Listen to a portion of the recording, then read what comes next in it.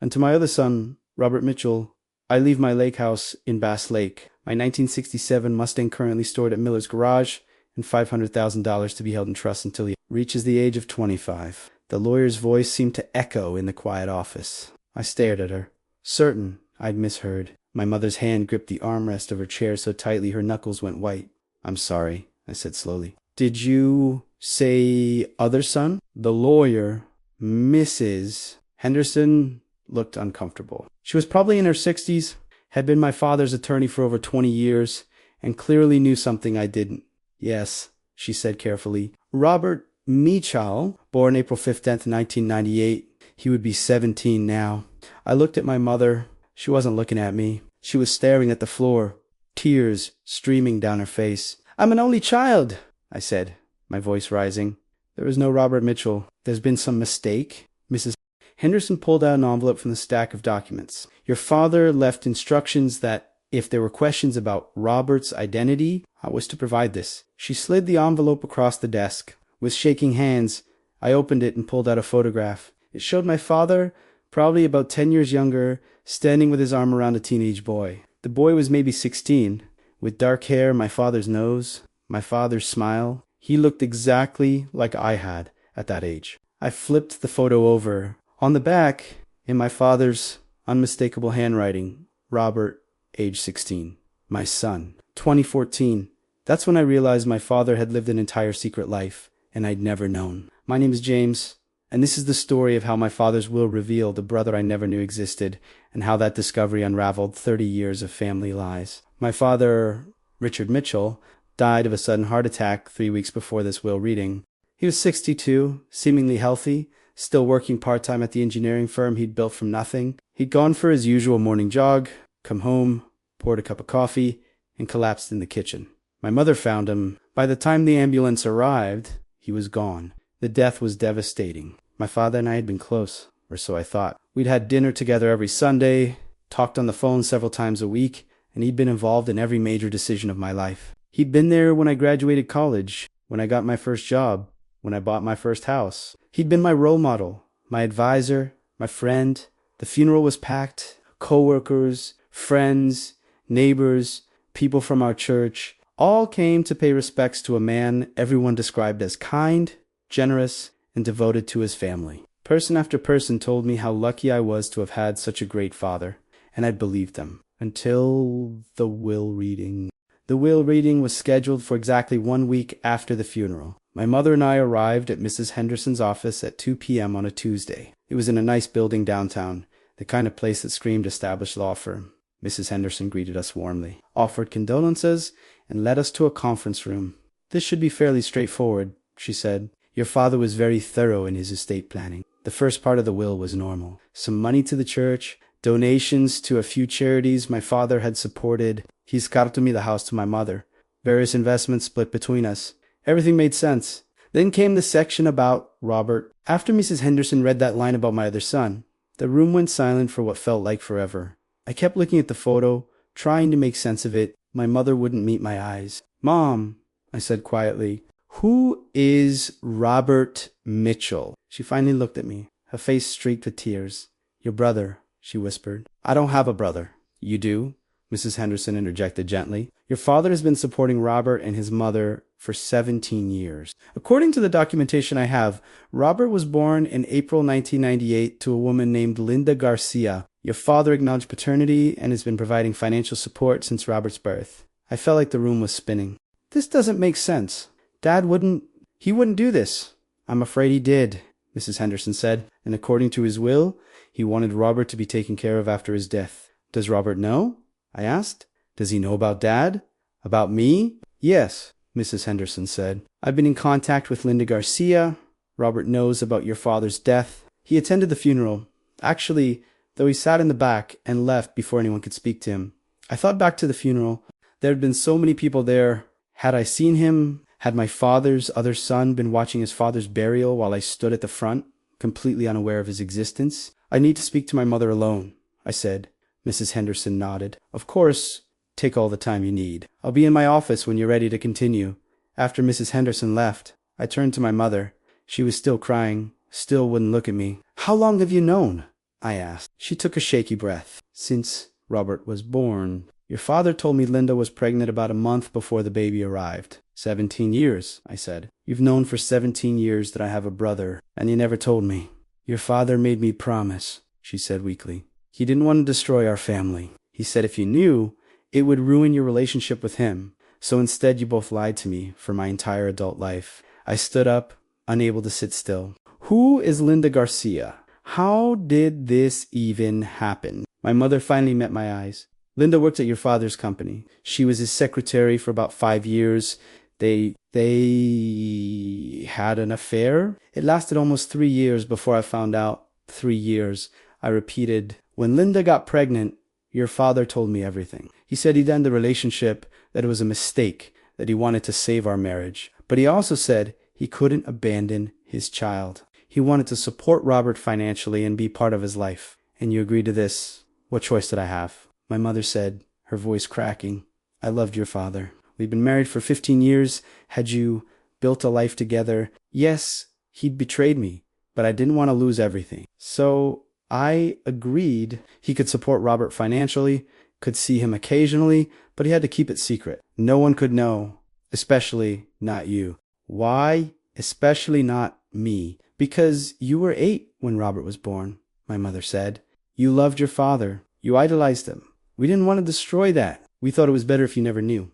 I sat back down, trying to process this. So while I was growing up, going to baseball games with Dad, having him at my school events, he was also doing the same with Robert. Not exactly the same, my mother said. He saw Robert less frequently, maybe once a week, sometimes less.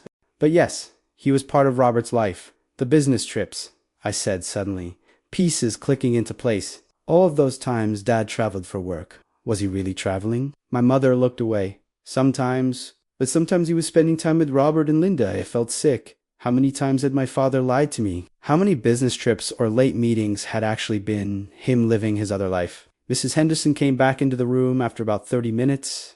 I know this is a lot to process, she said, but there are some decisions that need to be made about the estate. Would you like me to facilitate a meeting between you and Robert? I didn't want to meet him. This boy had unknowingly been the source of lies that had defined my entire relationship with my father. But I also knew I had to... He was my brother. Whether I liked it or not, yes, I said, set it up. 3 days later, I met Robert at a coffee shop downtown. Mrs.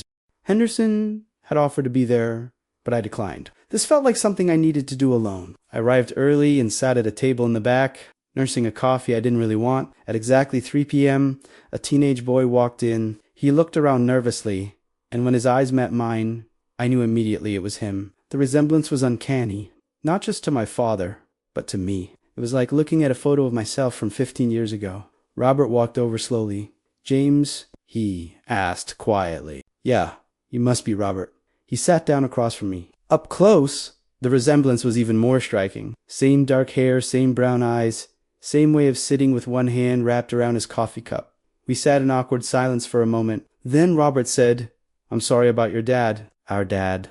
I'm sorry about Richard. It was strange hearing him call our father by his first name. To me, he'd always been Dad, but I supposed Robert had never had the privilege of calling him that. How much did you know? I asked. About me, about our dad's other life, everything, Robert said. My mom never hid it from me. I always knew Richard had another family, that he was married, that I had an older brother. He'd visit us, spend time with me, but he always had to leave. He always went back to you. There was no accusation in his voice, just statement of fact. But I still felt guilty, like I'd somehow been complicit in Robert's half-life. Did you resent us? I asked. Me and my mom, Robert thought about this. Sometimes, especially when I was younger, I'd see other kids with their dads at school events, and I'd think about how Richard was probably at your school events instead. But my mom helped me understand that it wasn't your fault. You didn't know about me any more than I could blame you for existing. I didn't know, I said. I swear, I had no idea about you until the will reading. I know, Robert said. Richard told me you didn't know. He said it was better that way, that you couldn't miss what you didn't know existed. He was wrong, I said. I had a right to know I had a brother. Yeah, Robert agreed. You did. Over the next hour, Robert told me his story. His mother, Linda, had been 23 when she started working for my father. She'd been his secretary, and according to Robert, their relationship had developed gradually over about a year before becoming physical.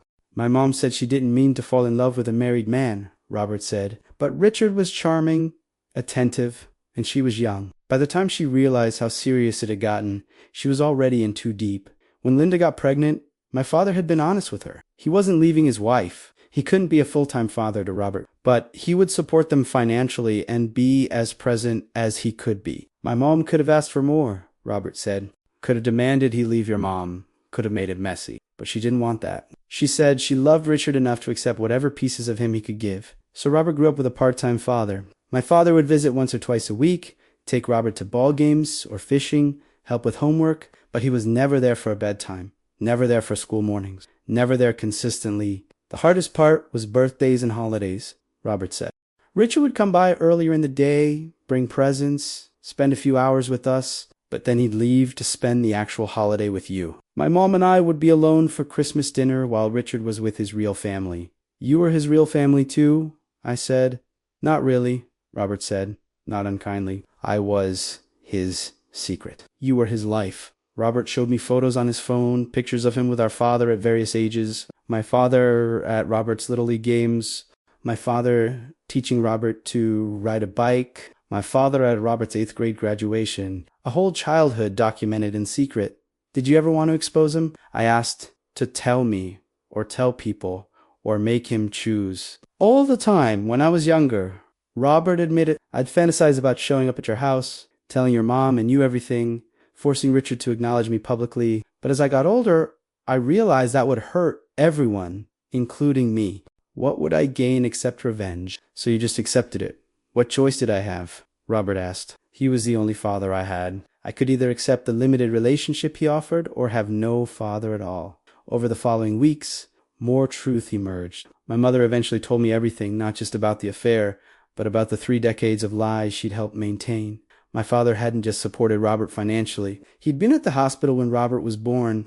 He'd been there for Robert's first steps, first words, first day of school, sometimes the same day he'd been there for those milestones with me.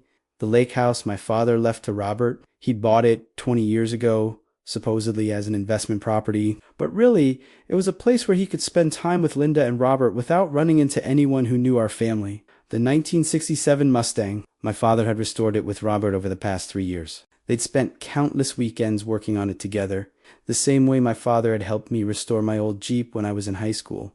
The $500,000 trust. It was meant to pay for Robert's college and help him start his adult life, just as my father had done for me. My father had essentially lived 2 complete lives. He'd been a full-time father to me and a part-time father to Robert, and he'd managed to keep these lives separate for 17 years. How did he do it? I asked my mother. How did no one ever find out? He was very careful, she said. Linda lived in a different part of town. Robert went to different schools than you did. Richard scheduled his visits with them, around his schedule with us, and everyone who knew me, Linda, eventually, Robert, had reasons to keep the secret. What about Dad's friends, his co-workers? Linda left the company shortly after Robert was born, my mother said, and Richard was careful never to be seen with them in public places where he might run into people he knew. He had this whole life that was completely compartmentalized. The hardest part wasn't learning about Robert's existence. It was reconciling this new information with the man I thought my father was. My father had been my hero. He'd taught me to fish, helped me with my math homework, given me advice about college and careers and relationships. He'd been at every important moment of my life. He'd been reliable, supportive, and loving. But he'd also been a liar. For my entire life, he'd maintained an elaborate deception. Every time he'd told me he loved me, he'd been hiding a huge part of his life. Every father-son moment we'd had was built on a foundation of lies. I went to therapy to process it all. My therapist helped me understand that people are complex, that someone can be both a good father and a deeply flawed person, that my father's love for me was real, even if his honesty wasn't. But it was hard. Every memory I had of my father was now tainted with questions. When he'd missed my high school graduation party because of work, had he really been at work? Or had he been at Robert's graduation party instead? The anger was overwhelming sometimes. I'd be driving and suddenly remember a moment with my father, and I'd have to pull over because I was shaken with rage. He'd robbed me of the chance to know my brother growing up. He'd denied Robert the chance to have a full-time father. He'd forced my mother to live with his betrayal for 17 years. And the worst part, he'd never have to answer for any of it. He was gone, and I couldn't confront him, couldn't demand explanations, couldn't tell him how much his choices had hurt everyone. Despite everything, I wanted to get to know Robert. None of this was his fault. He was as much a victim of our father's choices as I was. We started meeting for coffee every week. It was awkward. At first, we were strangers who happened to share DNA, but gradually, we found common ground. We both loved baseball. We both had our father's sense of humor. We both had complicated feelings about the man who'd raised us. "It's weird," Robert said one day. "I've been jealous of you my whole life. You got the full-time dad, the normal family, the life I wanted. But now I realize you got lied to just as much as I did. At least I always knew the truth about my situation." "At least you got a choice," I countered. "You knew about me and could decide whether to be resentful or accepting." "I never even knew I had to make that choice." "True," Robert agreed. "We both got screwed in different ways. Over time, our relationship deepened. We discovered we had more in common than just our father. We liked the same movies, had similar political views, even had similar mannerisms we'd both inherited from Richard. It's like finding a piece of myself I didn't know was missing," I told my therapist. "That's because he is," she said. "He's your brother. That bond exists regardless of whether you knew about it." I introduced Robert to my mother eventually.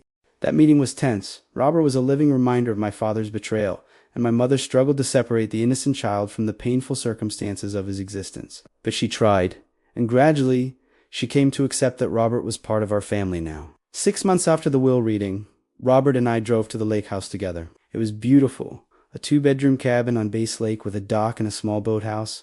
My father had clearly put a lot of work into it over the years. We walked through the house together, seeing evidence of our father everywhere. Photos of Robert and my father fishing, a bedroom that was clearly Robert's, with posters and books and the kind of personal touches that made it obvious he'd spent significant time there. But there were also photos of me not on the walls where Robert would see them regularly, but in a drawer. My high school graduation, my college graduation, my wedding. My father had kept these photos here in his secret life, looking at them when he was with his other family. "He loved you," Robert said, finding me looking at the photos. "I know that doesn't make the lies okay, but he really did love you. He'd talk about you all the time when he was with us." "He loved you too," I said. "That's the part that makes this so complicated.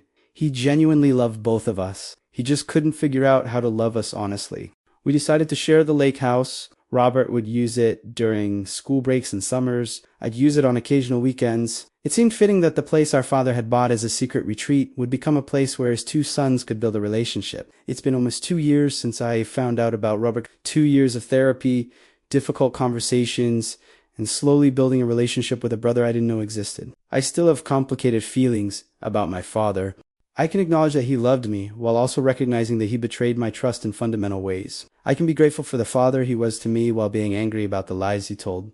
Both things can be true simultaneously. My relationship with my mother has changed too. I understand why she made the choices she did, staying in the marriage, keeping the secret, trying to preserve our family, but I also can't fully forgive her for lying to me for 17 years. We're working on rebuilding trust, but it's a slow process. Robert and I have become genuinely close. We text almost daily, see each other at least once a week, and have started including each other in our lives. I introduced him to my wife, and she's been incredibly supportive of our developing relationship. Robert's mother, Linda, and I have even met a few times. Those meetings are awkward, but we're both trying for Robert's sake. The most surprising thing is how natural it feels to have a brother. There's a connection there that I can't quite explain, something beyond just shared DNA.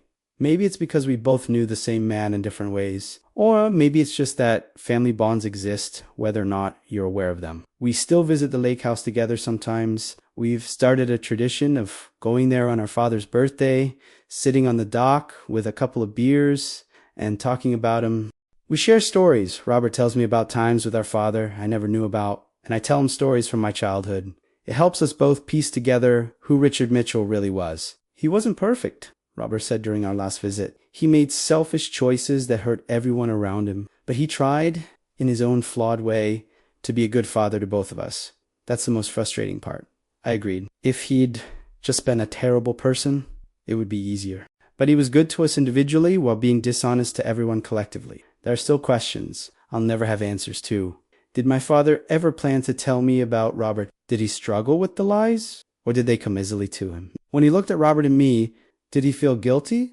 Or did he feel proud that he'd managed to maintain both relationships? I've read through old letters and journals my father left behind, looking for answers. There were references to Robert, but their vague saw are today. He's doing well in school. AR's baseball game was great. Nothing that explains his reasoning or reveals his inner thoughts about the situation. My mother says, my father always planned to tell me eventually. He wanted to wait until Robert was 80, she claims. He thought it would be easier for everyone once Robert was an adult and you were more mature. But my father died when Robert was 17. If he'd lived another year, would he really have told me? Or would he have found another excuse to delay, another reason to keep the secret a little longer?